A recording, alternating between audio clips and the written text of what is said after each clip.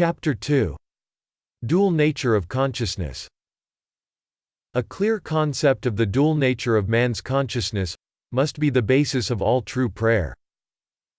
Consciousness includes a subconscious as well as a conscious part. The infinitely greater part of consciousness lies below the sphere of objective consciousness. The subconscious is the most important part of consciousness. It is the cause of voluntary action. The subconscious is what a man is. The conscious is what a man knows. I and my Father are one, but my Father is greater than I. The conscious and subconscious are one, but the subconscious is greater than the conscious. I of myself can do nothing. The Father within me, He doth the work. I, the objective consciousness, of myself can do nothing.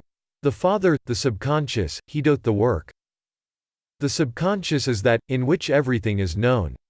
In which everything is possible, to which everything goes. From which everything comes. Which belongs to all, and to which all have access.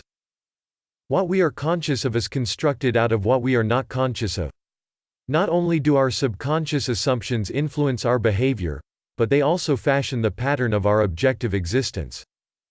They alone have the power to say, "Let us make man," or objective manifestations, in our image, after our likeness. The whole of creation is asleep within the deep of man, and is awakened to objective existence by his subconscious assumptions. Within that blankness we call sleep, there is a consciousness in unsleeping vigilance. And while the body sleeps, this unsleeping being releases from the treasure house of eternity the subconscious assumptions of man. Prayer is the key which unlocks the infinite storehouse. Prove me now herewith, saith the Lord of hosts, if I will not open you the windows of heaven, and pour you out a blessing, that there shall not be room enough to receive it. Prayer modifies or completely changes our subconscious assumptions. And a change of assumption is a change of expression. The conscious mind reasons inductively from observation, experience, and education. It therefore finds it difficult to believe what the five senses and inductive reason deny.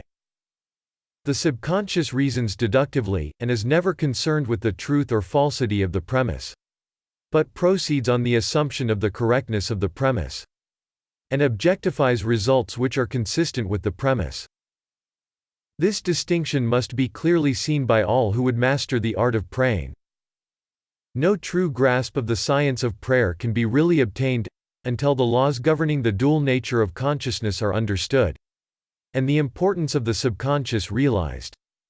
Prayer, the art of believing what is denied by the senses, deals almost entirely with the subconscious. Through prayer, the subconscious is suggested into acceptance of the wish fulfilled, and, reasoning deductively, logically unfolds it to its legitimate end. Far greater is he that is in you than he that is in the world. 1 John chapter 4 verse 4. The subjective mind is the diffused consciousness that animates the world. It is the Spirit that giveth life. John chapter 6 verse 63. In all substance is a single soul, or subjective mind. Through all creation runs this one unbroken subjective mind. Thought and feeling fused into beliefs impress modifications upon it, charge it with a mission which it faithfully executes. The conscious mind originates premises. The subjective mind unfolds them to their logical ends. Were the subjective mind not so limited in its initiative power of reasoning, objective man could not be held responsible for his actions in the world. Man transmits ideas to the subconscious through his feelings. The subconscious transmits ideas from mind to mind through telepathy.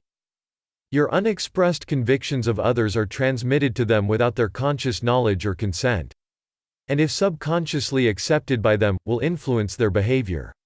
The only ideas they subconsciously reject are your ideas of them, which they could not wish to be true of anyone. Whatever they could wish for others can be believed of them. And by the law of belief which governs subjective reasoning, they are compelled to subjectively accept, and therefore objectively express accordingly. The subjective mind is completely controlled by suggestion. Ideas are best suggested when the objective mind is partly subjective. That is, when the objective senses are diminished or held in abeyance. This partly subjective state can best be described as controlled reverie, wherein the mind is passive but capable of functioning with absorption. It is a concentration of attention. There must be no conflict in your mind when you are praying.